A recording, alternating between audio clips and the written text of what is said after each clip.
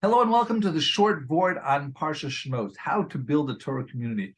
I'll start off with some questions and some points and conclude with a fascinating insight from Rabi Yosei Ben Kisma of Brisk. To start, Rachel, the wife of Rabi Akiva, she was the daughter of the wealthy Kalba Savua. Why did she marry an illiterate shepherd? Why did she marry Rabi Akiva? The reason is because Rabi Akiva had the potential to become a Talmud Chacham. But then why didn't she just marry someone who's already a Talmud Chacham and work with that person? Why deal with Akiva, the poor shepherd?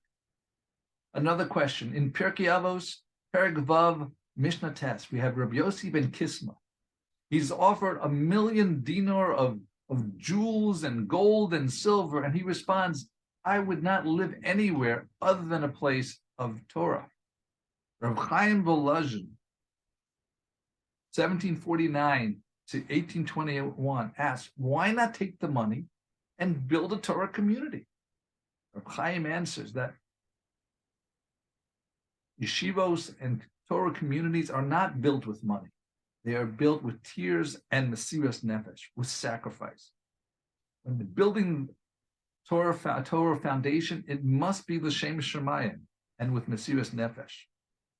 So Rabbi Noach Isaac Oelbaum, who shared the above, says that maybe that's why Rachel chose Rabi Akiva. She wanted a chalek in building the Talmud Chacham from scratch. She was Moseres Nefesh, that she was even disinherited from her wealthy father. They even slept on straw. That's how poor they were. From her actions, the world gained.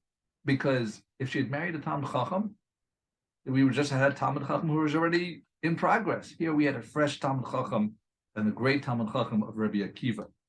So I think that we see this message also in this week's Parsha. It says in Perek Aleph, Pasuk Chaf Aleph, that the Mialdos, or Evios, the Jewish midwives, which is Shifra and Pua, which is really Yocheved and Miriam, that they were rewarded for saving the Jewish boys that were decreed to die according to Pharaoh's rules, and instead they were able to live.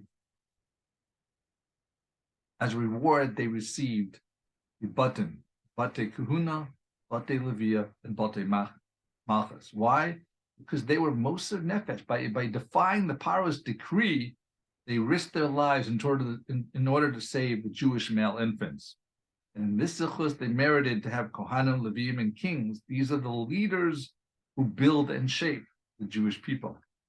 That's how Torah communities are built, on sacrifice and on building on a pure foundation, as we see with Rachel, with Rachel and Akiva, the story of Rabi Yosei Ben Kisma, and with